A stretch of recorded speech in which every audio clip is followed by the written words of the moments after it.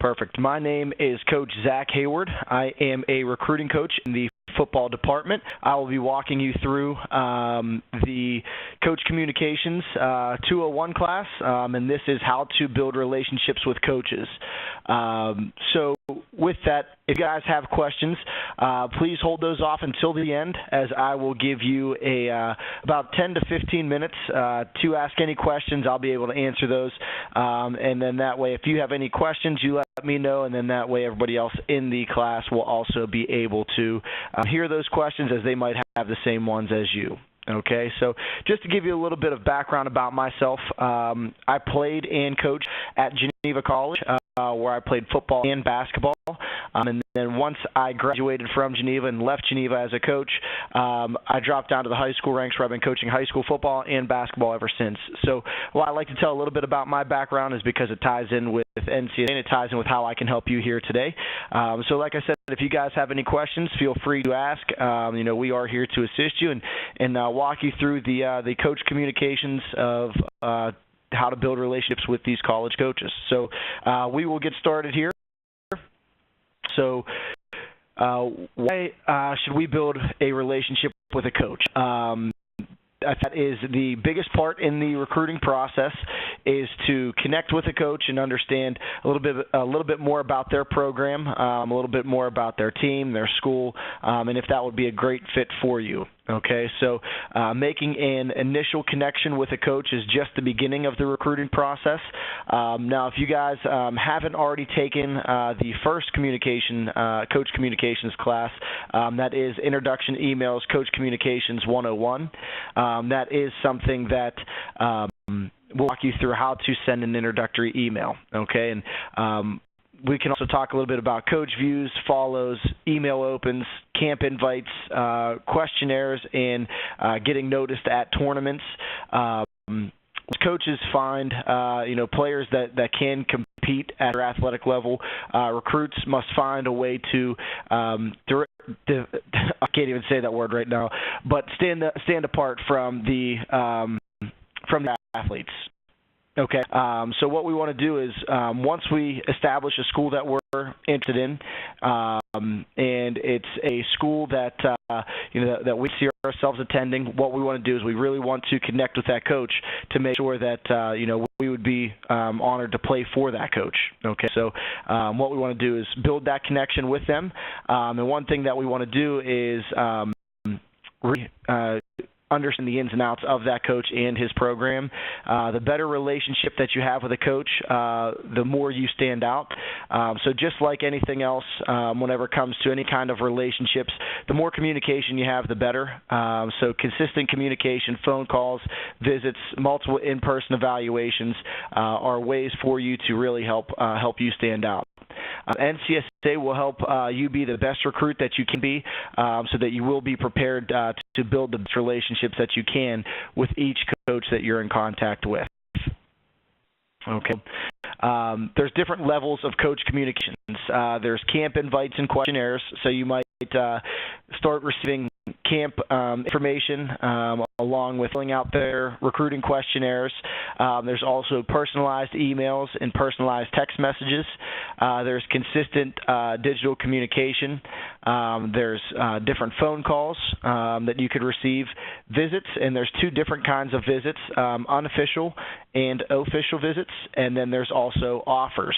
So as you can see on the table to the right, there's different ways that just can get in contact with you.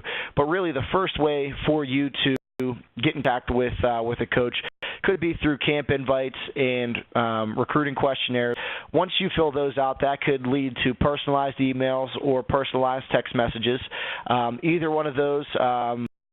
From there, you could start to receive consistent digital communication, which would then lead to phone calls. You setting up a phone call with a coach, or the coach setting up a phone call with you, which would then take us to the next step, which would be getting you in front of the coaches either on an official or unofficial visit.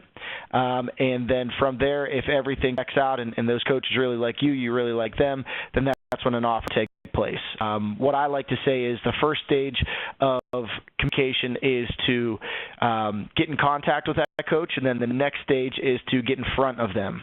So then that way we're always taking steps forward. We never just want to have our wheels spinning. We want to gain some traction and move us on to the next phase of the recruiting process. First, talk a little bit about camp invites and questionnaires. This is generic communication, so it might not be something where it is, too personalized right now, saying, hey, we want to offer you a scholarship, or hey, we love your highlight tape. It might just be a little bit more generic, and with that, it could be just inviting you to their camp or to fill out their recruiting questionnaire. This is the most common response to an introductory email. So whenever we send that introductory email, you might get some responses back about attending their camp or filling out this recruiting questionnaire. And questionnaires can be found on the team's athletic website through NCSA. So with that, let me see if I can make this a little bit bigger here for you. Here. Okay. Right here, what you can see is, let me see if I can move this around a little bit.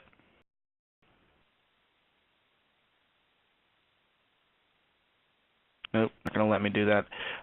So once you go, you type into schools, you type school's name on your NCSA profile. What you can do is once you click on that, it will pull up their basic information, and from that basic information, one thing that you can see, it will say recruiting questionnaire. So it has the school's name at the top, and then a couple down it has recruiting questionnaire view.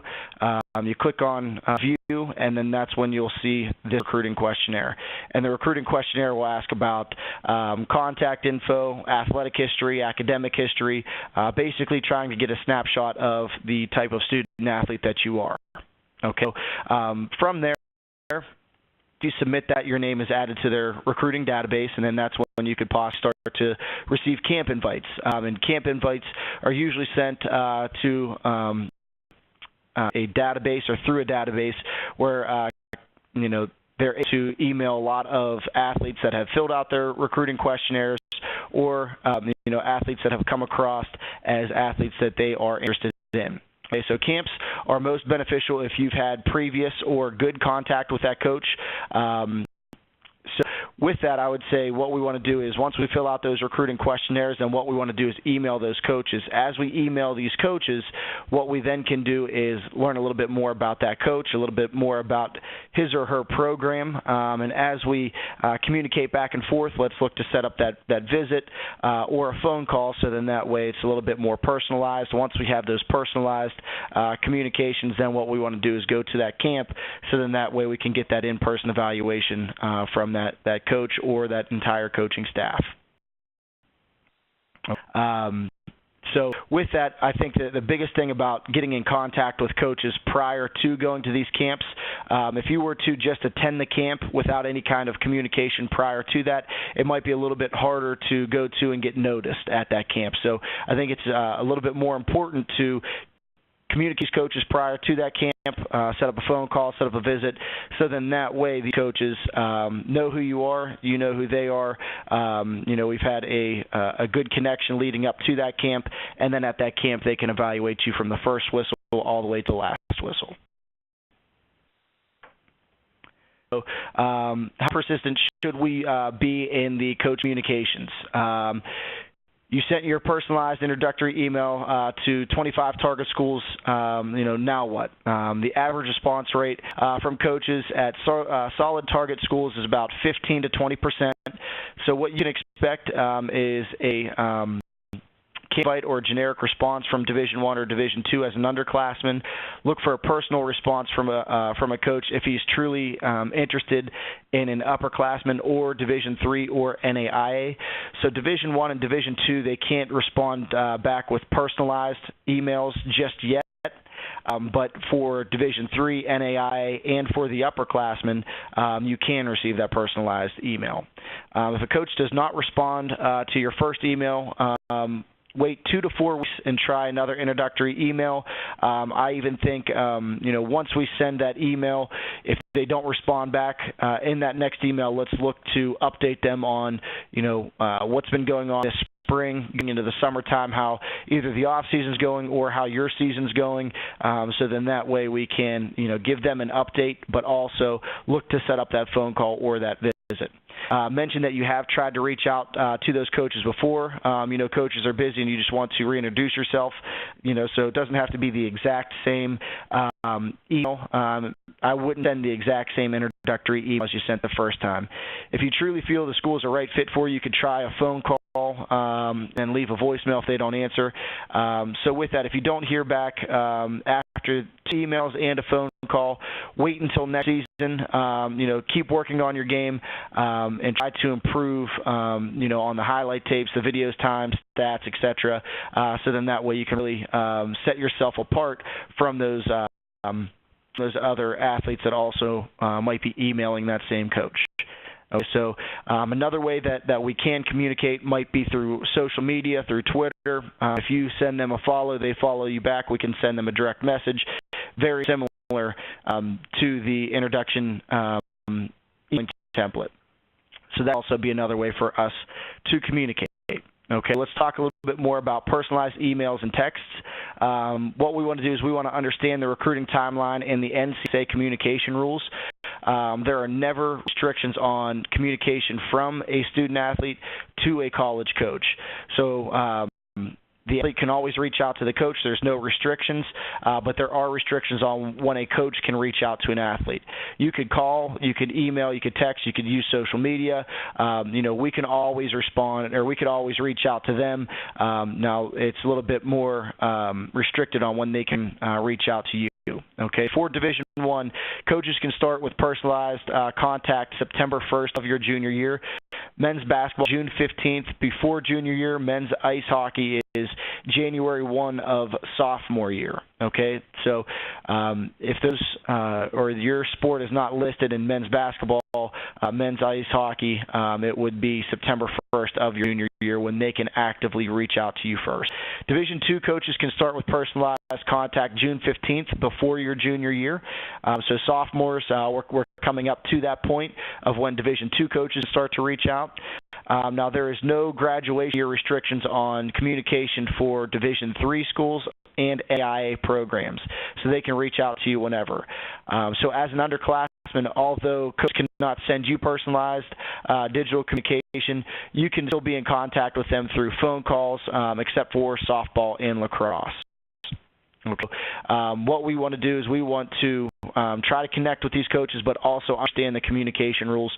So if you're a sophomore and you're sending emails to a Division I college and wondering why they're not, jumping all over those emails and responding back and offering you scholarships, just know the communication rules and understanding that they can only reach out to those athletes personally on December 1st of that junior year, unless you're men's basketball or men's ice hockey. Okay. Let's talk a bit more about consistent digital communication.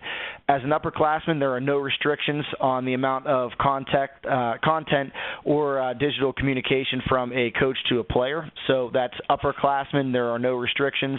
How do you continue the conversation with a coach? Post new video, update your season, add your high school and club schedule a phone call, schedule a visit.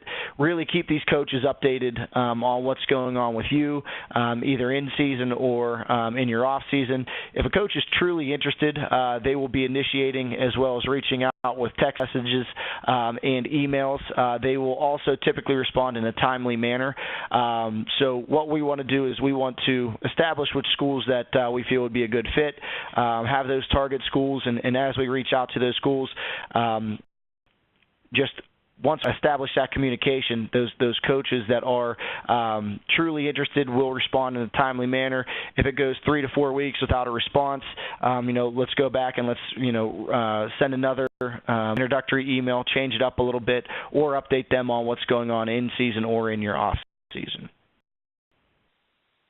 let's talk a little bit more about phone calls with coaches.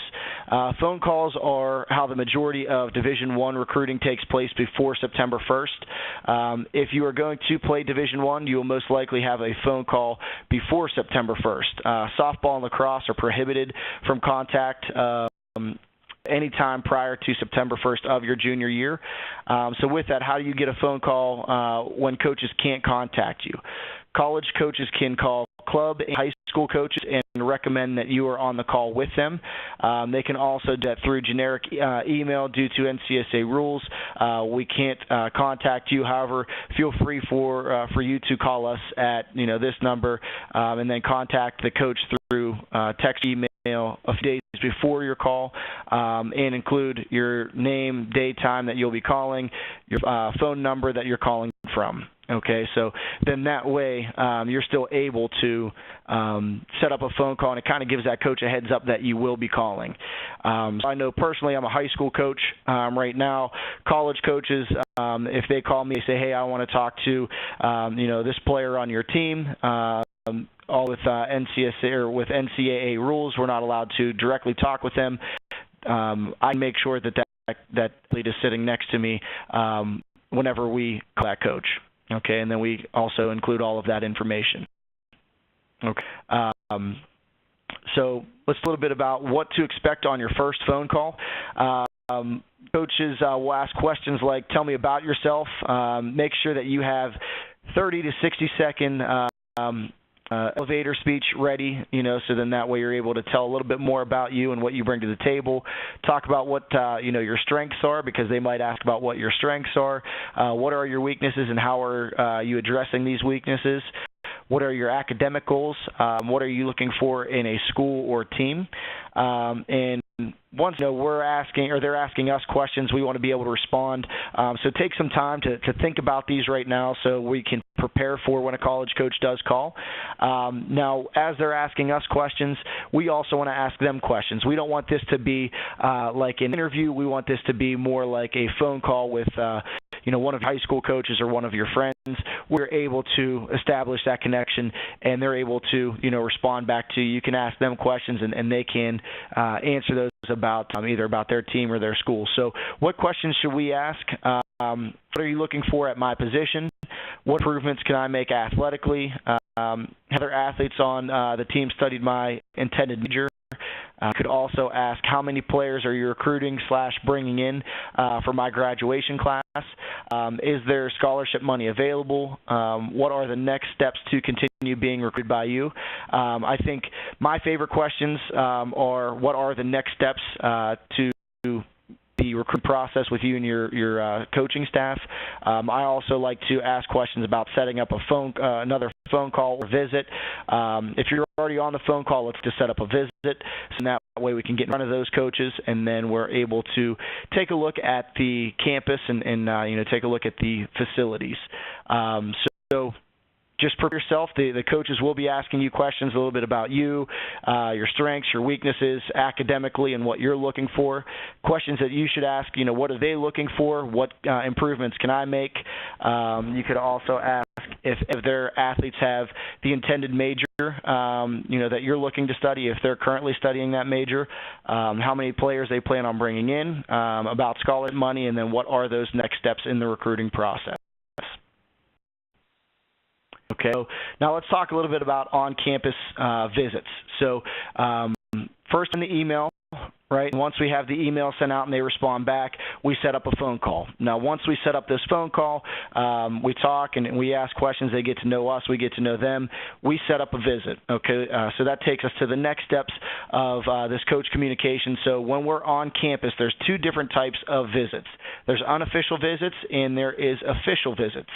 Unofficial visits, Division I coaches cannot be involved in unofficial camp visit before September 1st of the junior year. This is paid for by the student-athlete's family. Now, this can be requested by the family or coach. The opportunity to see the campus, meet the team and staff, allowed to go on game day visits, junior days, unlimited number of unofficial visits. So you could go to as many unofficial visits as you'd like, go out and see as many campuses and as possible.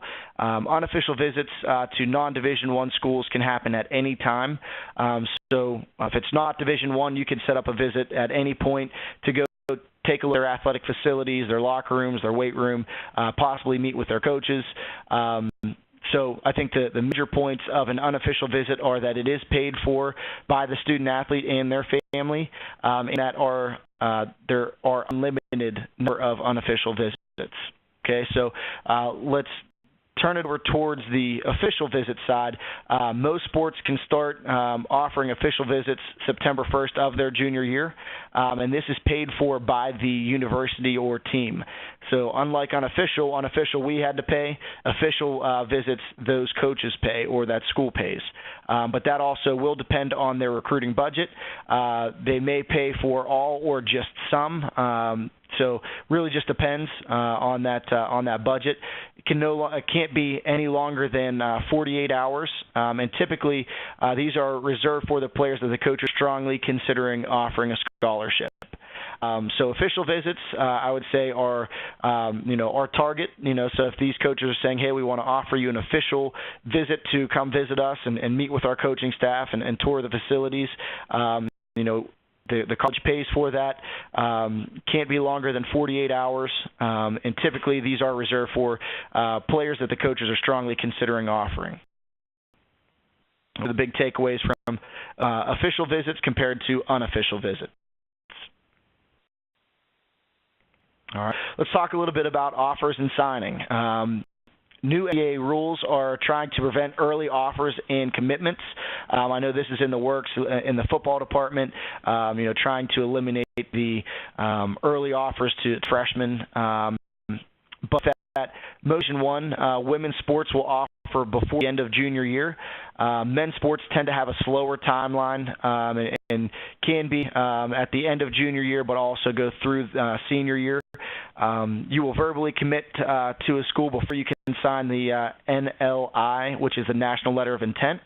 So with that, you have to verbally commit, and as you verbally commit, you could say, hey, Coach Smith, I want to verbally commit to your school. I think it'd be a great fit, and I want to, play on your team. And there's different ways to commit and let them know that you are attending.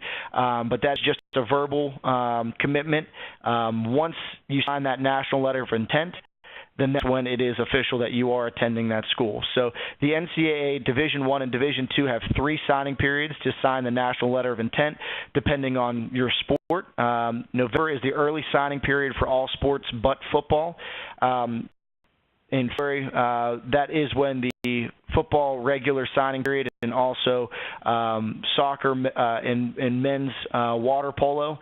And then April is the regular signing period for all other sports. Now, what they have incorporated in the football side is an early signing period, and that happens in December. So that's just one change that they have made. Now, with that, NAIA scholarships, athletes can sign their letter of intent at any point in time. So if you get an offer from an NAIA school, you can sign that National Letter of Intent at any point. With that, with Division III athletes, there is no National Letter of Intent, but you can sign a celebratory signing form. Now, the National Letter of Intent is a binding agreement, so as soon as you sign that National Letter of Intent, you are bound to that school for at least one academic year. So that is one thing that you want to take into consideration is once you sign that Letter of Intent, that's where you're going. Now it's just each sport a little bit different, so just know based on your sport when those signing periods are. So now one thing about offers that I didn't put on this PowerPoint is sometimes you hear of scholarships being pulled or athletes verbally committing to one school and then decommitting and then verbally committing to another school. So with this, a verbal offer and a verbal commitment are non-binding. Okay, so school can offer a scholarship, and then at, let's say, 3 months down the road, if you don't stay in contact with them, or they feel that they're going in a different direction, they can pull that scholarship. Same with if you commit to a college and then you realize that another school is a little bit more appealing, and that they offer your major and it's a little bit closer to home, or you feel it might be a better fit, you could always pull that verbal commitment, which we call decommit, and then commit elsewhere. So those are the things that can take place in the recruiting process until you sign that national letter of intent. You sign that national letter of intent, and you're bound to that school. Okay. Now I'll open it up for any questions. If you want me to go back to any slides, let me know. I can definitely do that. First question: if you send a coach a link to your NCSA profile, should you still send them a highlight video? Your highlight video should be on your profile, so if you have that onto your profile and you send them your NCSA link, that should have your transcripts, a little bit more about you, and your highlight video, so you don't need to send to both. NCSA, and I'm going to be a senior next year. Is it too late for me? No, it's not too late. I think one thing that we want to do is just get the ball rolling in your recruiting process, and just making sure that we are on the right path and following the coach's steps. And your recruiting coach, or you could always call the NCSA team, always give us a call, and we're always here to assist you. What questions do we have? Coach follows showing serious interest in a player, or should I reach out to them? Logan, that's a really good question, so let me go to that slide. Let me see if I can find it here for you quick.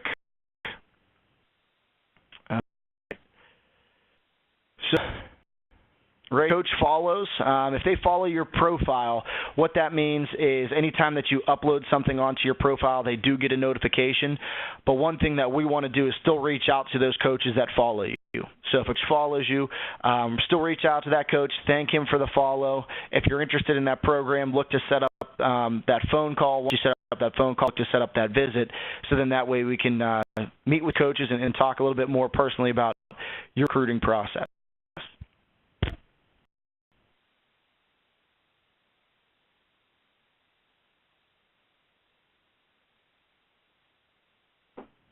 And that was a really good question. Any other questions coming in? It sends separate emails. Should you reach out with your contact information through email? Logan, yeah, if they're reaching out and they're sending you emails, what we always want to do is we want to look to set up that next step in the recruiting process. So if we're emailing back and forth, then let's set up a phone call. Once we set up that phone call, let's look to set up that visit, so we can get a little bit more personalized with that coach. My college match percentage is not showing up, so what do I need to complete to get it to show up? Charlie, one thing that we need, if you don't have a highlight video onto your profile, that's one thing that we are missing. Now, if there is a highlight video on your profile, then your recruiting coach needs to evaluate that video. Once that video is evaluated, then that's when you would see that college match percentage appear on your profile.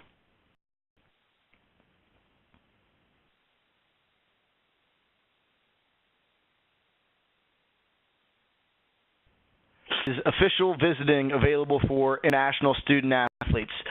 Yes, but it also depends, Benji, it also depends on the school's budget. So, that would be something that whenever you talk with that coach, if they do offer you a official visit, that's great. If not, if it's an unofficial visit, you might have to pay for that the first time that you attend that school for a visit. Maybe the second time they might be able to pay for that visit. Asks, how do you see the facilities in an unofficial visit if you can't talk to the coach? Sometimes they will have a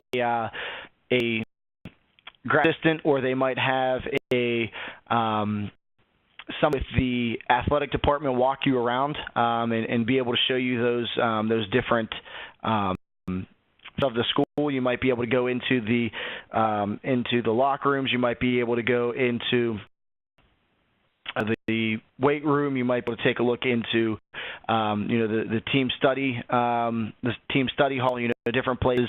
But typically, if you set up an unofficial visit, those coaches will still be able to show you around that campus. So what camp should I focus on this summer going into my junior year, such as next players, specific coaches, the more coaches, the better, right? Mainly one thing that we want to do is we want to go to camps at the schools that we are interested in. So let's say that you're interested in Indiana University. If you're interested in Indiana University, you would want to go to their camp to participate in front of those coaches. As you participate in front of those coaches, now then they can get that in-person evaluation. You're able to participate and maybe even take a look at their facilities while at that camp.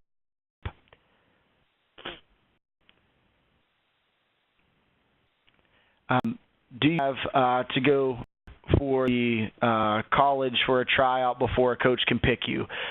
Traditionally, yes. I think what you're asking is, do you have to go to a camp for those coaches to recruit you? That is a pivotal step in the recruiting process. Typically, they can watch your highlight tape. If they watch your highlight tape and they really like you, then one thing that they could possibly say is, hey, we want to see you participate in person. So if they ask you to come to that camp, that is a good indication that they want to see your skill set and give you that in-person evaluation to see how you stack up compared to the other athletes that they're also considering recruiting. One coach talked to me this summer at a camp. Logan, if it's on their campus, they can. As soon as you step off of their campus, they are not allowed.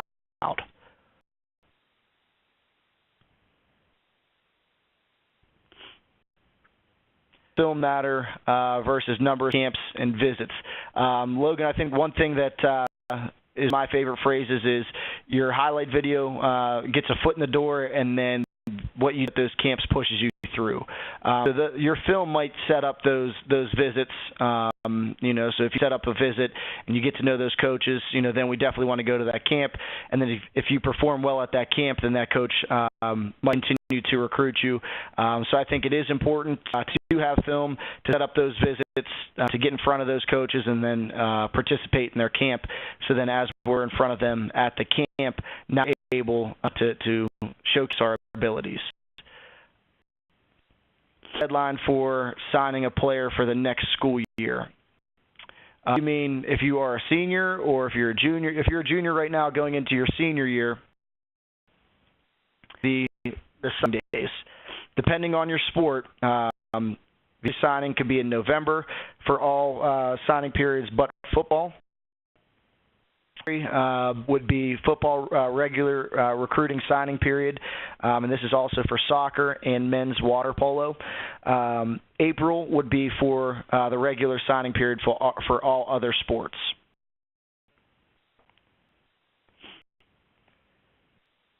Maya says, so I have already reached out to some coaches, and they have emailed me back. What would be the next step in order to continue contact? I am also unable to attend a camp at school I'm really interested in due to prior commitments. What should I do / tell the coach? That's a really good question. I'm glad you brought that up. So once you have the communication going back and forth with that coach, look to set up that phone call or look to set up a visit. And how I would do that is just say, hey, Coach, I'm very interested in coming and taking a look at your facilities and meeting with you. Are there any days available for us to set up a phone call or a visit? Now, if you're unable to attend their camp, you can let them know, hey, Coach, unfortunately, I'm unable to attend camp, but I will still, I'm very interested in your program. Can we set up a visit? Can we set up a phone call to talk a little bit more about that? Or you could also ask if they will be attending any other showcases. I know on the football side of things, colleges will go to each other's camps. So, for example, whenever I was a coach at Geneva College, we went to the University of Pittsburgh's camp because it's only 25 minutes down the road. So the Geneva coaching staff went to the Pitt camp to find more athletes. So if an athlete couldn't attend our Geneva camp, we would say we will also be at the Pitt camp. We'd love to see you there. So if you can go to that Pitt camp, then that would just be another opportunity for you to play in front of that coach. Going into my junior year next year, when should I start to expect lacrosse coaches to give me offers? Caroline, I think it's one thing. What you need to do is connect with these coaches prior to, because I don't think an offer is just going to appear out of nowhere. I think what you have to do is connect with these coaches, really talk with them, set up these visits, and as you set up these visits, then one thing will lead to another. The more communication you have with that coach, that would be a great question to ask that coach is, when do they typically offer their athletes? Is it a sophomore year, junior year, senior year? When does that come across? But those would be questions to ask that coaching staff, as every coaching staff might offer at different times.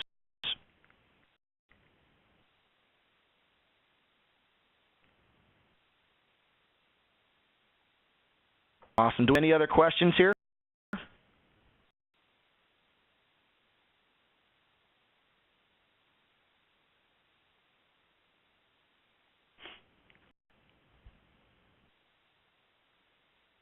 What I'm going to do is I'm going to send you a recording of this class, so then that way you can have that, as reference. If you need anything, feel free to give us a call at 877-845-6272. I'll type that into the chat box. So this is the NCSA number. If you need anything, let us know, so that way we can answer those questions for you. So send that. All right, 877-845-6272. You have any questions, concerns, want to learn a little bit more, feel free to give us a call. We are always here to assist you.